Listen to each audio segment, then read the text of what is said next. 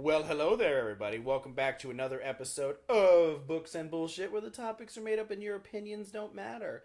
Today's episode is brought to you by Goody Proctor's Barbecue. You should try their wood-smoked meat. So, you all know me, Zachary Chopchinsky, USA Today bestselling author, the Bowtie author. Yes, I'm vain, and it's going to happen every time. And here with me is the witch from the dark, the queen of snark, USA Today bestselling author Martina McAtee, shaking her head in judgment at Goody Proctor's Barbecue. Nope, just at you. Okay, that too. Goody Proctor was a wonderful woman. She didn't deserve what happened to her. No. All right, so Martina, what's on deck for today? Today we are talking about tropes. Wah, wah. Yeah, I know. That does sound like such a fucking lively topic. But we promise you guys we're going to be right bitches about the whole subject, so it's going to be fun. It's always fun with us, no matter how dull the topic.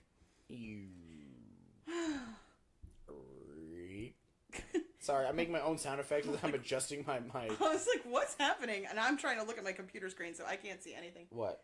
Get the microphone off your balls. That's what he's telling you. Oh, I'm trying to sit comfortably here, and now I'm gotta hang on. Let me extend it. There. Better. Make it bigger. Okay. And taller. There. I think the curtains just wanted me to adjust the mic stand in front of my face. Yeah, I'm pretty sure that's what she wanted. That's fucked up.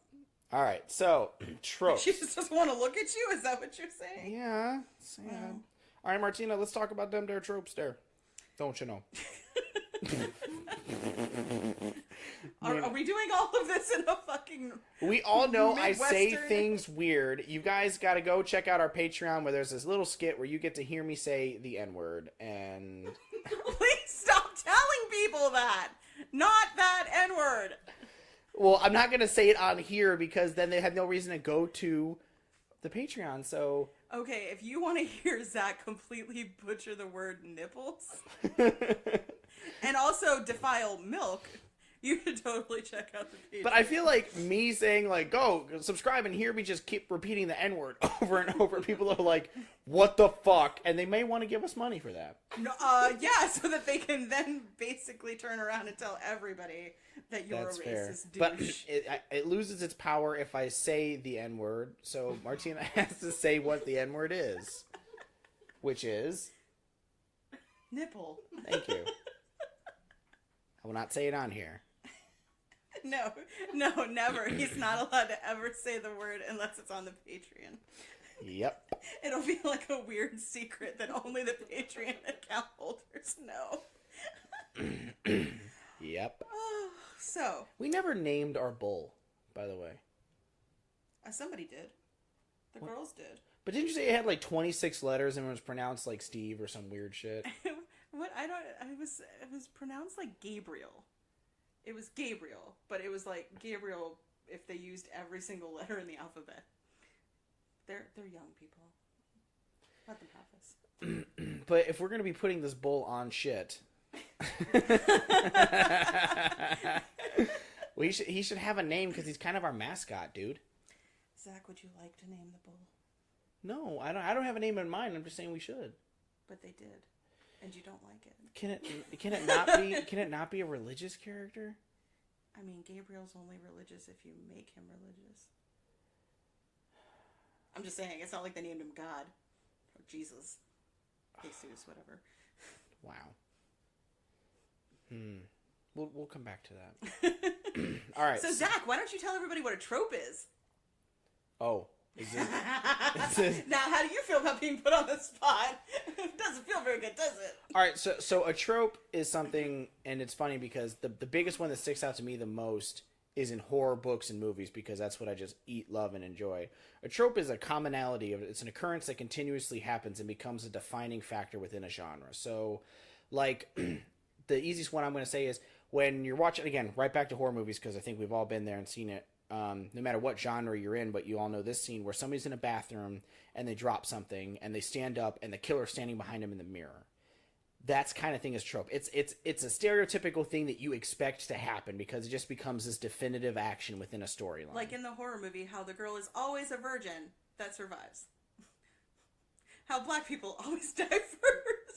Can I just say that one of my favorite films, literally, not even trying to be sarcastic, of all time was Get Out. It's a great fucking movie. Absolutely I watched the whole thing amazingly thinking, done. God, white people are crazy. And I was like, I Okay. know white people.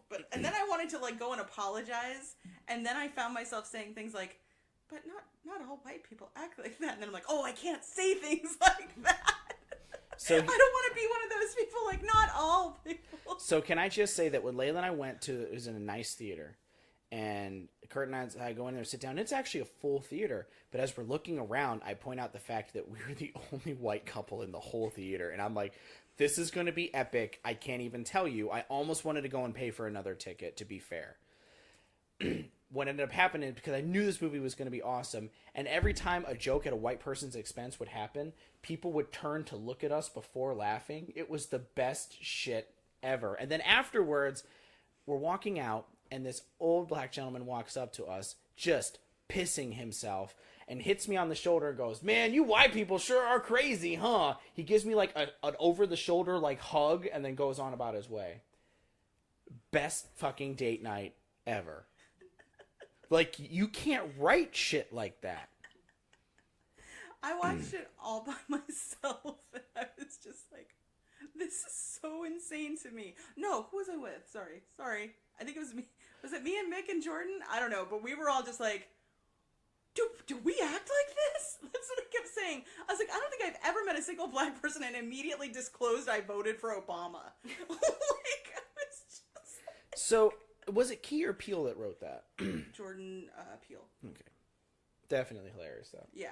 What's the new one that's coming out now? That's... Oh, God, that one looks fucking terrifying. That one definitely... I think that one's going to be actually more on the horror aspect. Yeah, no, it's definitely more horrifying. It's basically, like, people with your face are, like, taking over your lives and, like, trying to kill you. Like, that's horrifying. Okay, well, can I just say also, bridge it back to Get Out real quick. That scene where the dude's out back at night smoking a cigarette. Please tell me you're talking about where he runs full tilt. Like, yes! Why? Like, and he's just sitting there watching this dude clear this football length yard, bearing right at him. Just like about to like drill right him. And I wouldn't be standing there. I'd be like, I'm out. Like, what the fuck is wrong with you? I started telling this dude to get the fuck out of that house like the minute he met those people. I was like, nah, man, something is wrong. Something is very wrong with these people. I know white people, and these white people are even weirder than most white people. It's just like, please, get out. I mean it. Like, go. Jordan's right. Just listen to the ATF guy, or whatever. What is it? No, TSA. The TSA guy. Listen to your TSA His guy. friend, like, we all need a friend like that. Yes. Absolutely. Just to blatantly check you in. I am that friend though. Like, I'm like, no man, you gotta get out of there. They're like, no, I'm sure it's fine. No, these people are trying to kill you. What was that one story, Curtains, that you showed me on Tumblr, where that woman was Twitter, with the one where she was looking at that haunted house thing, and then as she's going through this, like, have you seen it, Martina? She's going through, like, this house, and she's looking at it with her husband, and there's all these things, and she keeps saying... Yes! And then a woman comments again, she goes, your husband is awfully suspicious. By any chance, is he black? And she's like, yes, he is. And I'm talking about the weird crawl space, and, like, yes, like, oh my god, I was dying. But that's literally how my family is. Like, we will walk into a house, and we will get a vibe off of it, and we'll be like, nope. And they're like, but the house is a steal. We're like, there's a lot of demons in here. I can just feel it. Like, it looks like the wallpaper itself looks like it's haunted. Like, no, we're out of here. Sorry. I'm done. Okay, so that punchline is, those are tropes. So just of course, and why not? And the funny thing is, I like going back and watching old movies, and it's really funny when sometimes people say, oh, it's so kitschy and tropey. It's like, well, it wasn't back then because they invented it. But also, there's certain things I think, like let's just stick with the horror tropes for a while. Well, because there's a lot of them. Frankly, Yeah. it's a very tropey genre. Like jump scares, the abandoned building, the vengeful spirit. Let's see, death by sex. Well, and I think horror tropes usually play to our own insecurities and what scares us. And at deep-seated, we're all scared of very similar things. And I think that's why tropes work in that genre to an extent. And I think that, like, on some level you want, if you like horror movies, you do want some of those things you come to expect it. It's like but you want them in different ways. Like you want somebody who can take a trope and like kind of turn it on its head, like Get Out. Like Yes. there's a lot of stuff in Get Out that almost feels like a horror movie, but it's done with such intelligence that it just sort of elevates the whole thing. Like it doesn't come across as like a typical horror movie. It's more like a psychological thriller, but still has that horror aspect to it because you're just so like, holy fuck. Like just that guy running full tilt right at him. I was like, I would have been so fucking gone.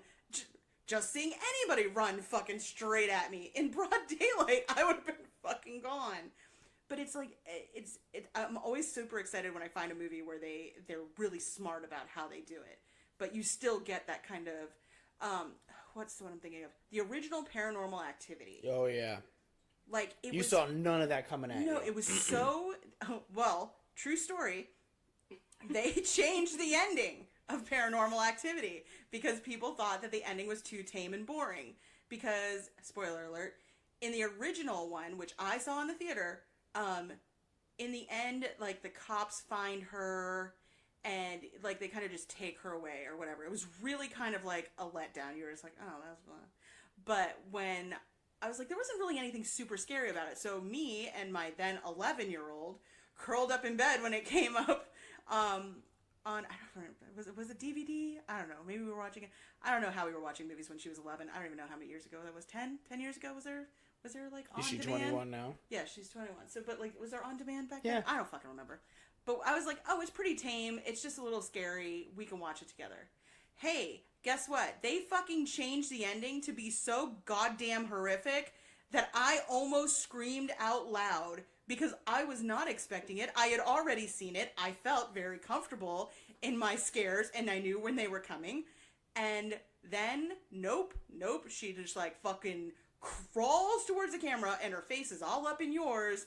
And my kid looked at me with such betrayal in her eyes that I think to this day she no longer trusts me as her mother.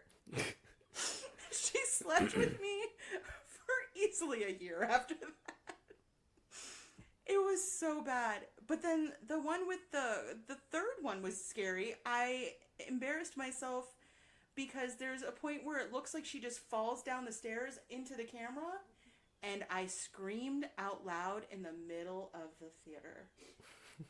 Out loud. Like a fucking little girl. Wait a minute. The one where it's the little girls? Yes. And they go to the grandmother's house at the end. And the mom's like being like hung by her neck. Yeah, and it looks like she's standing at the front of the stairs, but you could tell by the way she's like there that there's something up. And I was just kind of like ready for whatever was coming at me, but I was not expecting it to really actually be coming at my face. So when she fell forward into what I'm assuming was a cameraman, like she just went straight for the camera and I just involuntarily screamed out loud and every single person in the theater, including my sister, who was like, like looked at me like, really, bitch?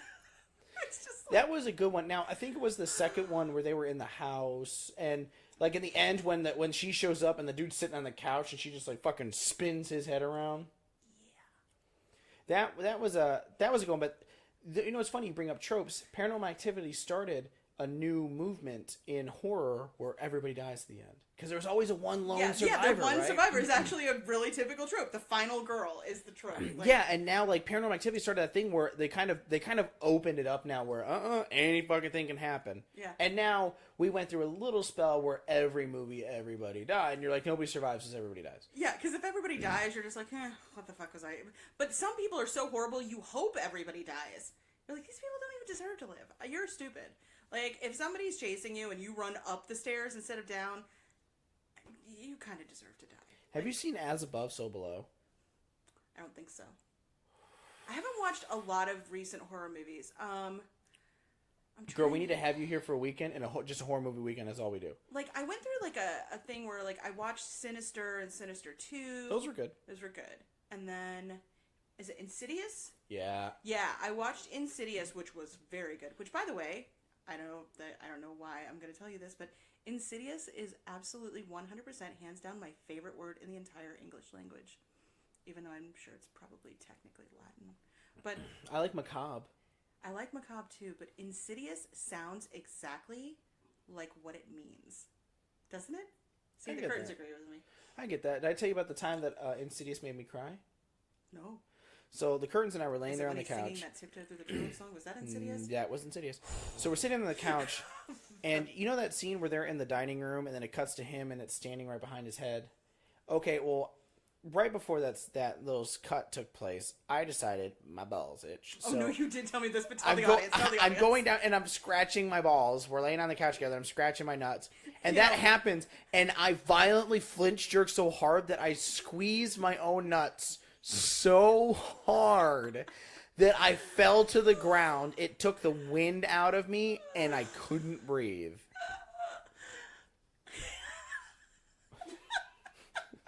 It's so typically you. Oh, God. But I can't really think of anything that's, like, really taken horror tropes other than Get Out. You know what I mean? Like, I can't think of anything that's really turned it on its head, you know. But it's weird because I look at, like, the older horror movies, like my favorite is Rosemary's Baby, or even like The Omen, the old Omen, Rosemary's Baby, The Exorcist. The Exorcist was the first one where I could think of where they were like doing more of those like gory, like they were more shocking you than like trying to scare you. Whereas like Rosemary's Baby, I actually don't even feel like it qualifies as a horror movie. Because to me, I almost feel weirdly nostalgic about it because it's such a snapshot of, like, that era. Like, she stays at home and she's, like, always, like, trying to make the house look nice. And he's, like, such a douchey, like, hey, where's my fucking sandwich kind of, like, guy. But, like, she's just like, oh, I love him, he's the best. And, but the scary people are grandparents. You know, like, it's your grandparents are the fucking devil worshippers. Like, that kind of shit is, like... It's not scary to me, but I'm still weirdly fascinated with the movie. I watch it all the time. But back then, I don't think that they were really necessarily looking to, like, make you grossed out or, like, jump scare. They wanted to kind of almost psychologically fuck with you. Like, oh, you're pregnant? Hope it's not Satan's baby. Hope your next door neighbors who you think are really sweet and want to babysit aren't secretly plotting to steal your child. That kind of thing. And then The Omen was just fucking creepy. It's all for you, Damien. Oh, fuck. Yeah, I watched that as a child with my mother, too. Thanks, Mom. All right, but now let's get into tropes in the book world. Yes, and since you and I both write young adult, I thought we could start with some of the YA tropes. And can I just say that as we're saying YA tropes, you know who you are, and you know that you fucking do this. And we probably do them, too. It depends, but probably. The protagonist as outsider.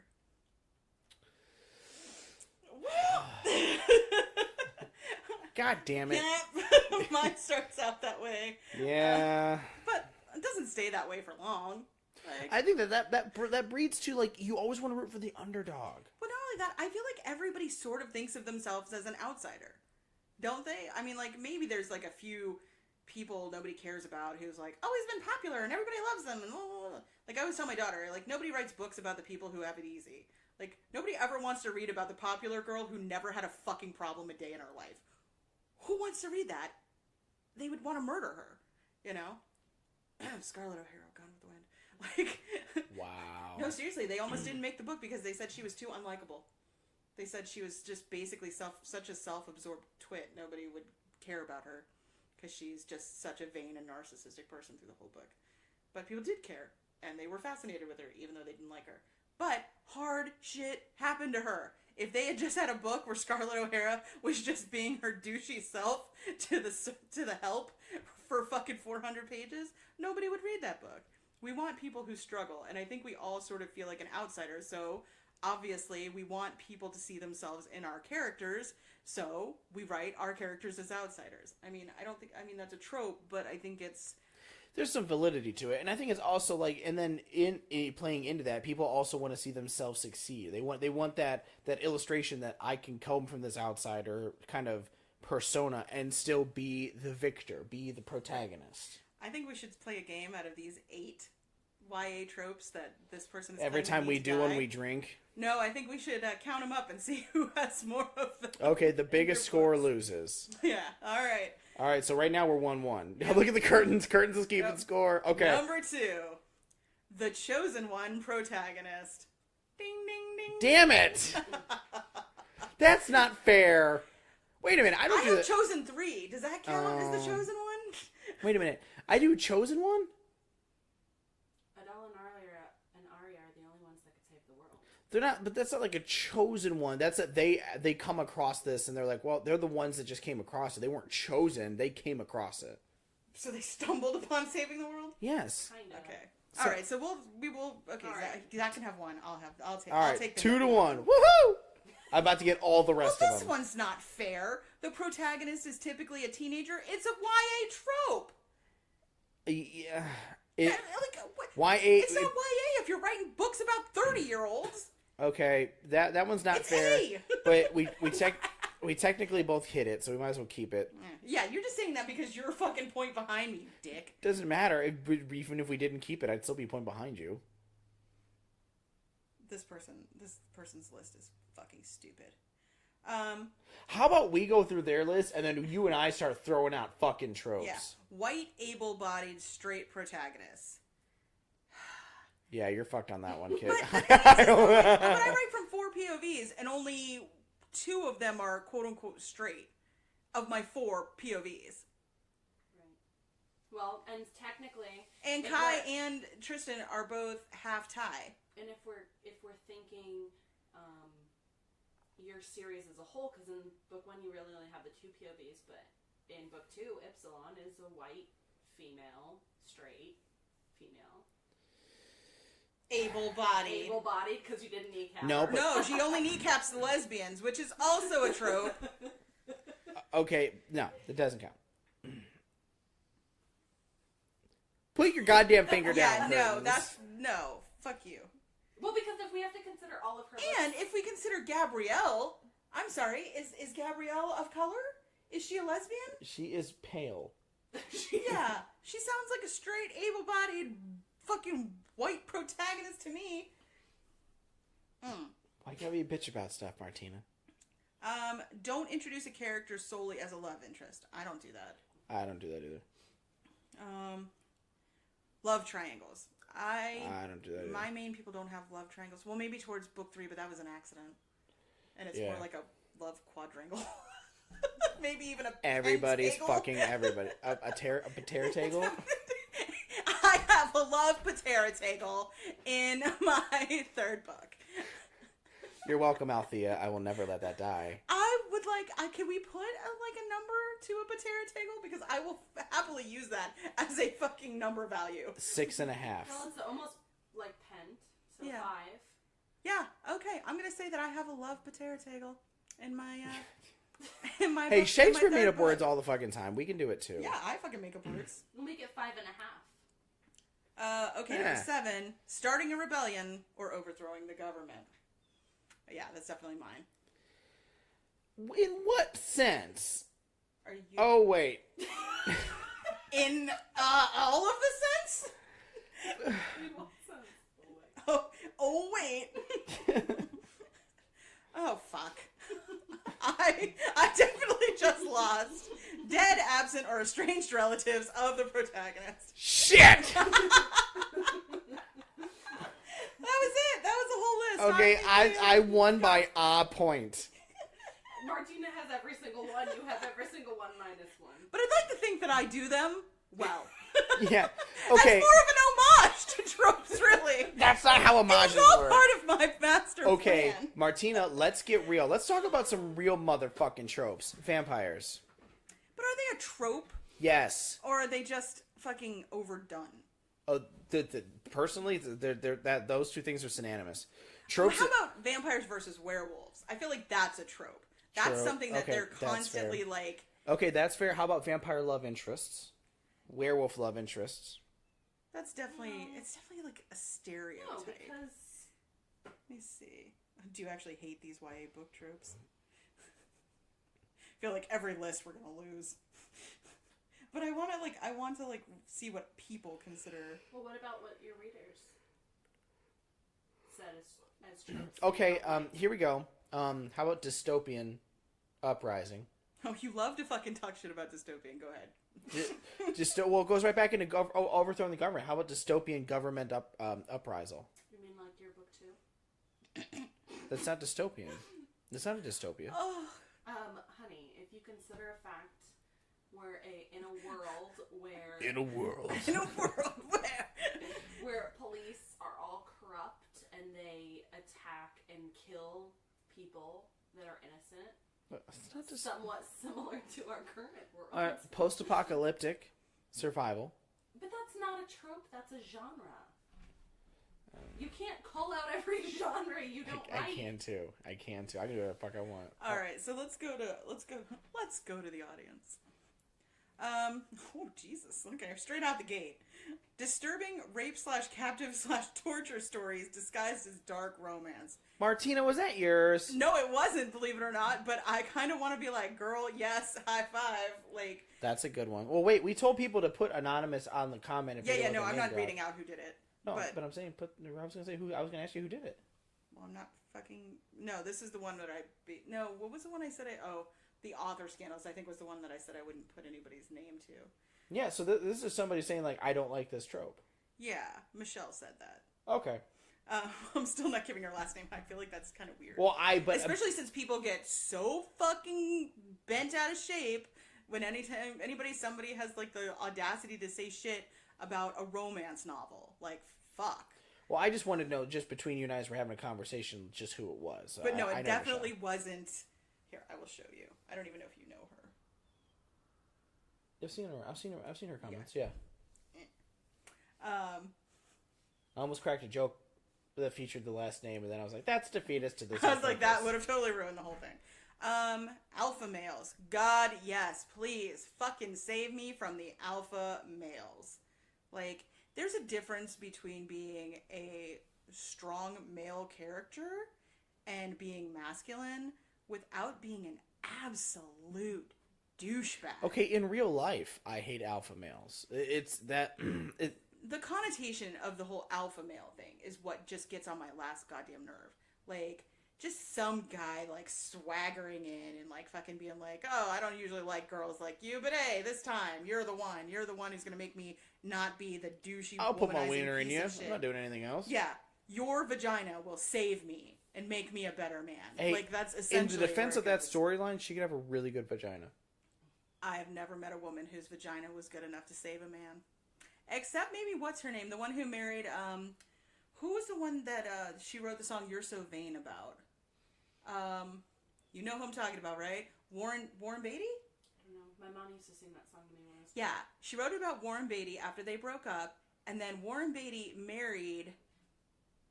Fuck, he finally married...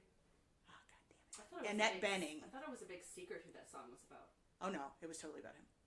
Yeah, when they broke up, she wrote it, basically saying he's like a narcissistic tool. And he was like, yeah, I'm totally a narcissistic tool. I'm never going to get married, ever. All I want to do is, like, fuck women and spend my money. And then he met Annette Bening, and then, like, a week later, they were married, and they've been married ever since.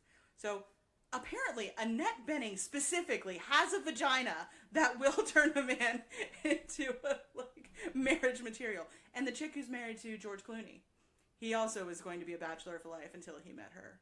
Amal Clooney. I forget what her actual original maiden name was. Sorry, that's so douchey of me. But yes, she's like super badass civil rights lawyer. Cool. Yes. So those two specifically can say their vaginas save men. Everybody else, it's just your regular ass vagina. Regular ass vagina or regular? Is there a my comma niece in claims there? that her Or a vagina hyphen? has like a unicorn that gives guys ham sandwiches or some shit. So I don't like ham sandwiches. drunken conversations that you have with your family members. I don't like ham sandwiches, so I don't think I'd be a fan of your niece's vagina. Well, it's good because she's married now and the baby's about to come out of that vagina. Wait. I'm gonna need you to cut that specific fucking piece out of that. Because technically, wait, when are we releasing this one? This one's gonna be the last one we release because I don't think that's common knowledge yet. Erase. Yeah, Fuck. this will get released in a month. Yeah, so by then that'll be 6 weeks, 8 weeks, 10 weeks, close to where she's going to be announcing it. It's not like more than 5 people listen anyway. All right. Let's see. Kick-ass female leads that are only kick-ass because a guy taught her. What's wrong with her being self-taught or having a female mentor? Girl, agreed. Truth. You know what's funny is that's actually one that I don't do because Arya is a kick-ass type, but she learned from her mom, and Ypsilon is self-taught. I'm trying to think, because, I mean, the only person who's like a fighter, like a badass fighter, is Tristan, but all of the kids were taught by Ren. Because Issa's too busy fucking leading because she's the alpha. So he's like her first in line, her right hand man. So he does all the training. Not necessarily because he's a dude. Just because she's too busy ruling and shit. She's got other shit to do. So technically, I guess my badass female was taught by a man, but he was more like her dad. But not her dad. Fine, I'll take that trope too. God damn it. That's 7 for you. It's probably more than that.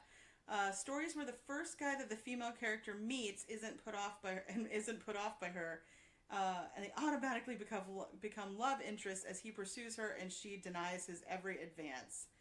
30% he saves her life and she falls for him. 20% he gives up and she realizes what she's been missing.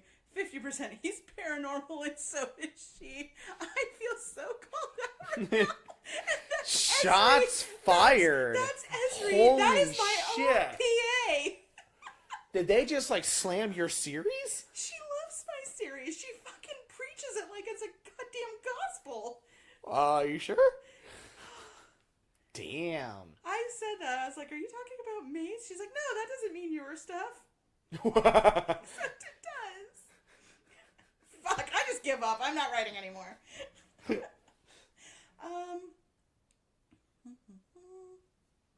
Oh, that's me. Never mind. I wrote that.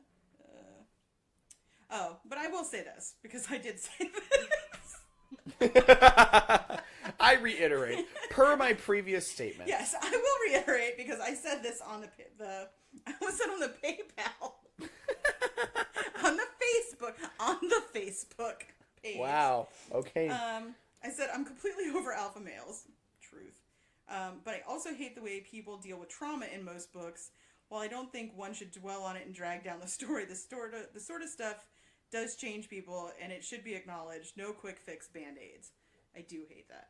I do hate the fucking, oh, your entire family was slaughtered. Well, time to move on.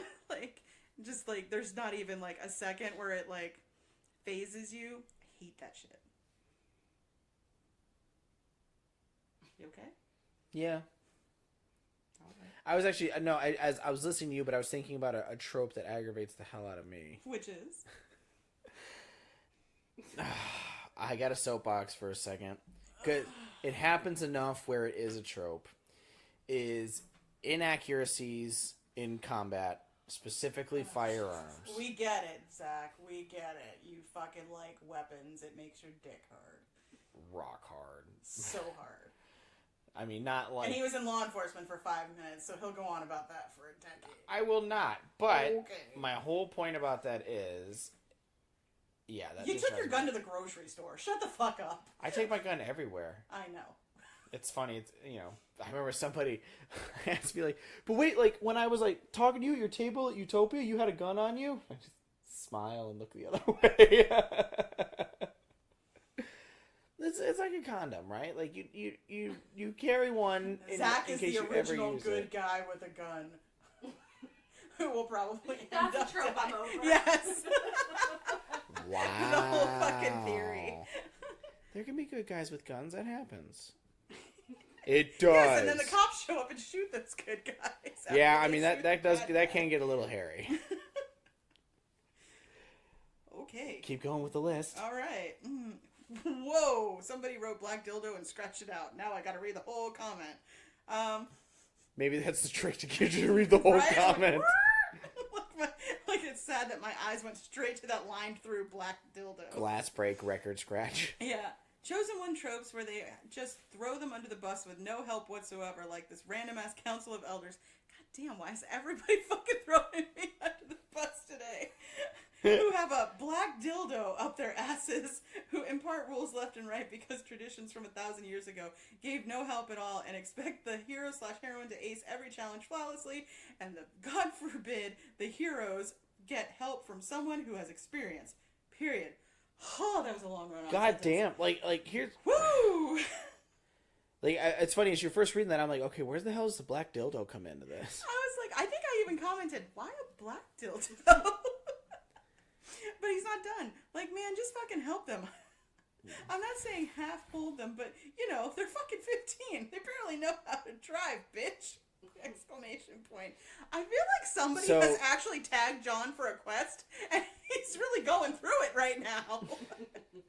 Is this a cry for help? Like, so this is an intervention, Martina. Right? CJ said, I kind of like tropes. Thank you, CJ. Well, here's the thing about I that. don't think you really cared for my book much. Well, here's the thing about tropes, right? They become tropes for a reason because they work. They become popular. People buy them. People consume them, and they're self-fulfilling prophecies. So you will, as much as we shit on them, tropes do sell, and you will get people that love tropes. I like the zombie movie, blood and gore type, post-apocalyptic type movies. I eat those fucking up any day of the week. I love them all, no matter what they are. I will watch them. And that post-apocalyptic zombie thing, that's a trope right there. It's just a zombie apocalypse is a trope. It's a post-apocalyptic zombies took over the world and ate everybody. But is it a trope or a genre? I don't think I think the genre is post-apocalyptic. I don't know which one of the dogs is snoring. I think it's Charles. I think it's the little one. Oh. Did you fill up on cat shit? Now you're taking a nap? He's sleeping off that cat shit. Oh, he was just fucking haunches deep in the cat litter box. Just so all up in there. His two little back legs sticking out the hole. Best day ever. Hey, at least you don't have to clean the litter box now. I know, right? right? It for you. Thanks, buddy. At least you only ate cat shit, not cat. They only eat cat shit, never cat piss. Oh, gross. Oh, so gross. Damn it, Charles. Charles Lee Ray. Whoa. Oh, can you get my phone? That's an alarm. Really, Zach? Yeah, that means it's 1. Thanks. Because I was going to call Lorraine. Let's see. Billionaire man saves poor girl. 50 Shades. In a totally unrealistic sub-dom relationship. Yeah, where there's breaking of contracts and not following safe words. Sure. Sounds BDSM to me. Stacy says, the strong, independent woman who isn't complete till she meets the hero. Oh, really? God. Question mark, exclamation, question mark, she says. Women can have happy, fulfilling lives without men. Girl, yes. Or the overweight girl who is in love with her boss / best friend / coworker. Once she loses the weight, then the person realizes that he can't live without her. Honey, no. Just no. I love that she's got some feelings about this, so we're just going to let her work them out. That is not a healthy relationship. That man is superficial and he couldn't see your beauty before. He doesn't deserve you now. This also has hand in hand with the whole, but wait, your best friend / coworker, whatever, is secretly in love with you now. So now you get to be superficial and love this guy just because he loved you first? So basically anything that reinforces the idea that a woman can only be happy if she has a man. I mean, seriously, have y'all ever heard of lesbians? My favorite comment ever. Have you all heard of lesbians? I live it too. I'm a proud lesbian. Shut up, Zach. We're going to start sending us angry letters. They're already going to do that, so we don't give people our addresses. Molly. Books where teenagers are in charge of huge rebellions / government. Sorry, but no 15-year-olds is running shit. Bitch, I give you a lot of business. I cannot believe you are going to be calling me out like that. Damn. Especially when you write dystopian. apparently, because her character's 21, she's all wise and shit now. Damn, Molly. That hurts my feelings. Oh, this is one that fucking gets on my last goddamn nerves. When the entire story is built on one misunderstanding that could have been talked through in 5 minutes. Oh, yeah. I fucking hate books where you can tell that they deliberately don't talk about something just to drive the point, like the plot along. If your plot hinges on one character just acting like ridiculously obtuse and dense and like, you know, why are you mad? You know why I'm mad. But I don't know why you're mad. Well, if you don't know, I'm not going to tell you. Stomp, stomp, stomp. Like, and then the fucking drama that ensues from that fucking ridiculous conversation. That shit gets on my nerves. Like, come on. Just make it realistic. There has to be a realistic reason. And if somebody would have, 9 times out of 10, actually stopped and had a conversation about it, and your characters didn't, it stops being believable at that point. One that it was way at the top of the list that I can't say that I agree with more, and I know it's one that you agree with too because you and I both really focus on diversity in our characters. Yes. Was the kind of straight white character thing. I think that the straight part isn't necessary. I think the white one is the one that I focus on a lot because that was actually. And I focus on the straight. You focus on the white. Well, I mean, and together we fight for diversity. Yeah, and I mean, I think that's the thing is like because somebody brought that up to me, and that's why I write diverse characters and characters of color almost solely because that was pointed out to me one time. Well, she's a little girl. She's a strong female character, which is another low played, group. Well, yeah, but keep trying, Zach. Keep trying.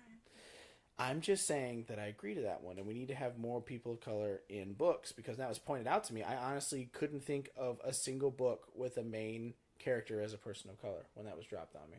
For YA or just for any? Any. Just generally when that was dropped in my lap. But think about it. How many books do you know?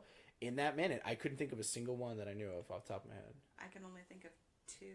Exactly. So that's kind of why when I wrote Webley and I have Adal and Aria and I wholeheartedly agree with that. That is one that we really have to start including more. It's funny, and I pointed out to Layla now, and look at commercials now. In the last 6 months, you got mixed race, you've got gay couples. So many gay couples in commercials now. I love it. I get super giddy when I see it, and I am like an idiot. I'm pointing it out to people like, hey, look, a gay couple. I do that to Layla. Yeah. Every time I'm like, oh, yes, high five. Like, fuck yeah. And I will give those people my business. Even if it's a marketing ploy, I don't give a fuck because it still gives representation. I don't care why you're doing it. But the more people see it, the more it normalizes it, and the more we can all just get on with our fucking lives. 100% agree. Yeah, I agree. I get super stoked about all kinds of, all of the diversity, interracial couples, the fact that in this day and age, we still give a fuck about race when it comes to who somebody loves is so just redundant and stupid to me that, when they had that, I don't know, something stupid, a Campbell's soup commercial, and it was black girl and a white guy or vice versa, and they had mixed race kids, and people were actually talking about boycotting the company. I was like, is this a made up thing? Is this something they're just making up for a publicity stunt? Because it just seems so far-fetched to me that people would care. What show we were watching? Which show? Come on, Curtains, you can speak. The one, the show about people that come from overseas. Oh, 90 Day Fiancé. 90 Day Fiancé. Good God. The lesbians are obsessed with that show. Well, my lesbians, not just all lesbians. There's one where this girl, and she's a complete sweetheart. Just really tiny, quiet girl.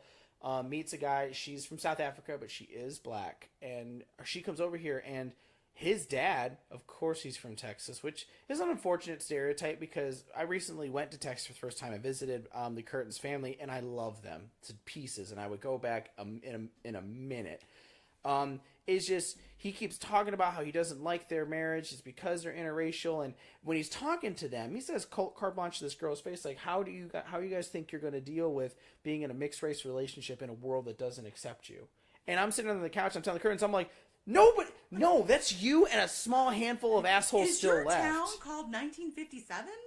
Do you have a time machine in your backyard? We kept saying, and he said that multiple times, like, in a world that doesn't accept it, it's like, no, the world pretty much accepts a lot of it. It's pretty much fine. It just sounds like a small handful of you assholes, your douchey friends. Yeah, that's exactly what I was saying. But it's funny because I remember this very clearly because I work for a company that is super, super diverse. They are very much into making sure that everybody feels accepted and as far as our patients go. And I remember I was working with one of the doctors.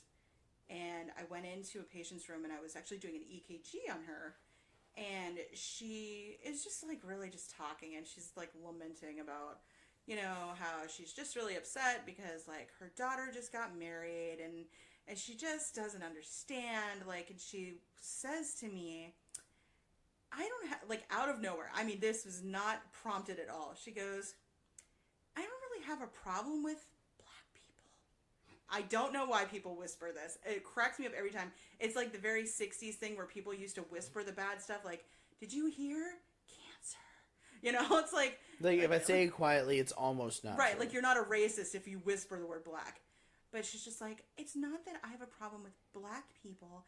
I just can't help it. I just think, what about the children? And so I looked at her, and without missing a beat, I was like, my children are fine.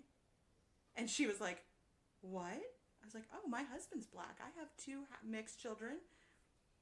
Oh, I'm so sorry. I didn't mean anything by it. I didn't mean anything by it. I was like, lying. I was like, oh, I said, I just don't know what you mean. What my children are just fine. What do you mean?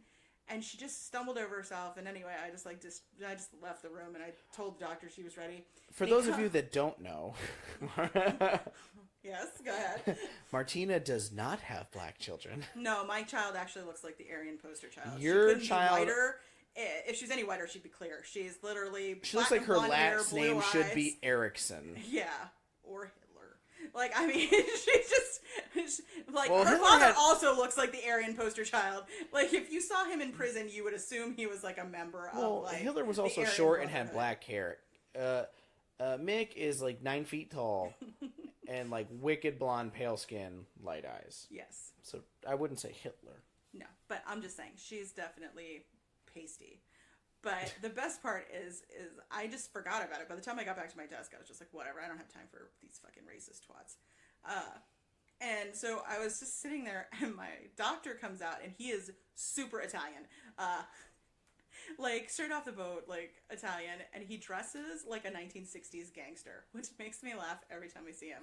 Like, if a 1960s gangster also subbed as a golf pro, that is how he dresses. I just want you to take a moment and really just visualize this. Oh, it's beautiful. So I picture the golf scene in Casino. Yes. So he comes out, and he's laughing, and he goes, what did you do to this woman? And I was like, what are you talking about? He goes, she just keeps asking me to apologize to you and tell you that she didn't mean it the way it sounded.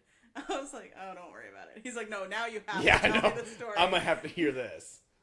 But it just made me happy because I hope that on her way home, she was so mortified.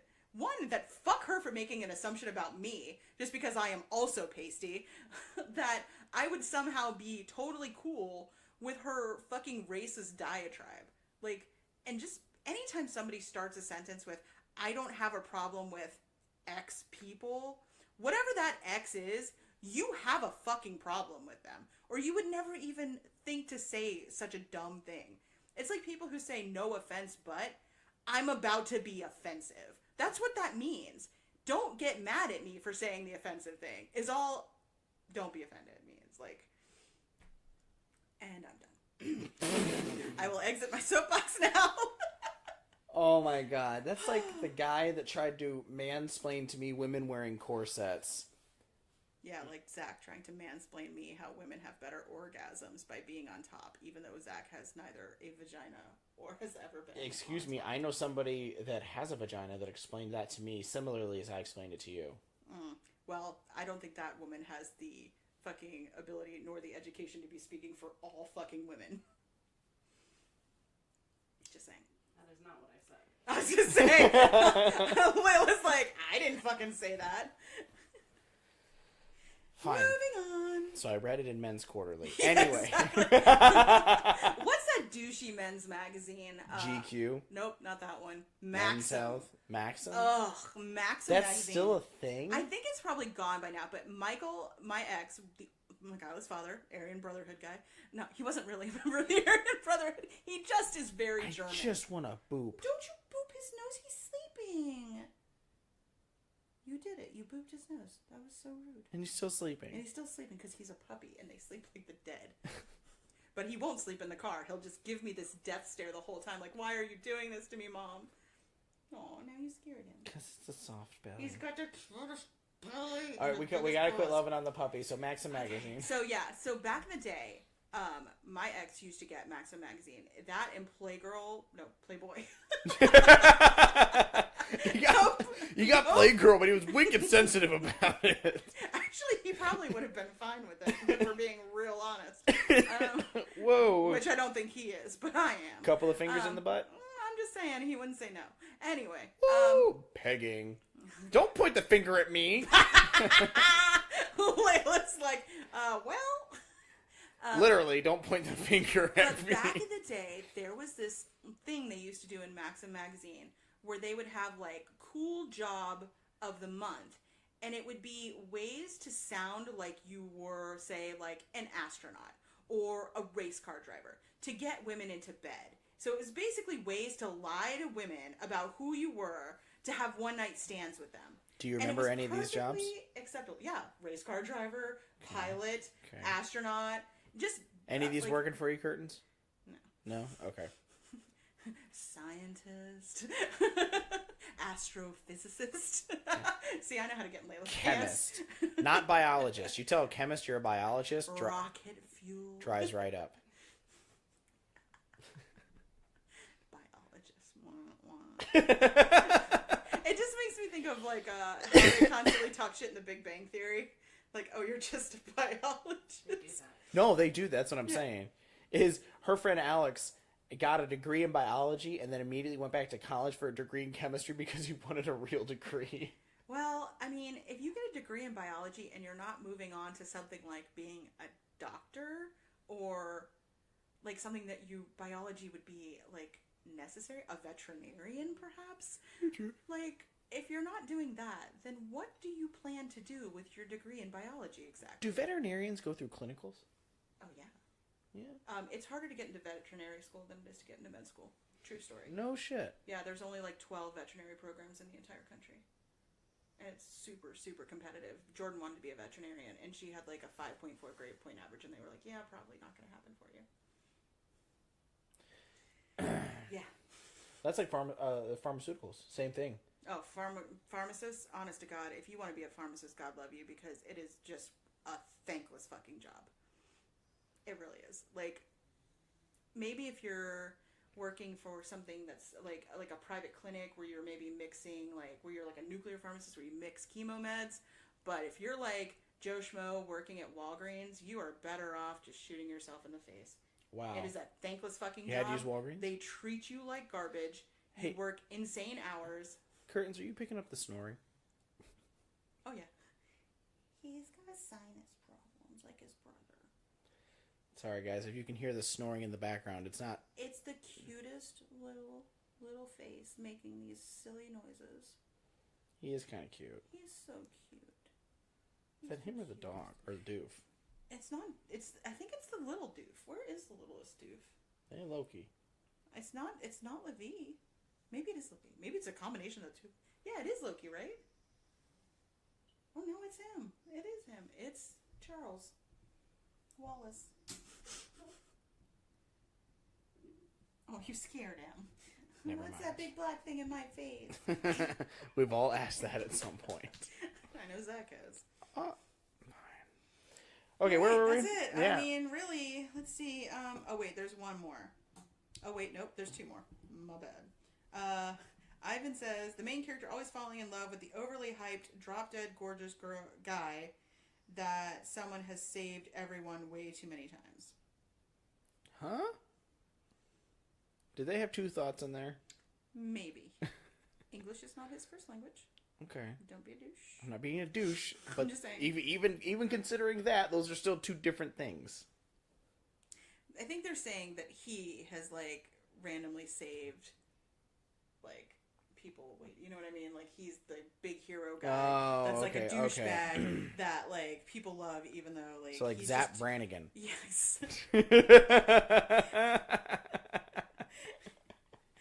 And then let's see. Elizabeth says, falling for the bad boy who's always a jerk and never ever ever has anything good to ever say.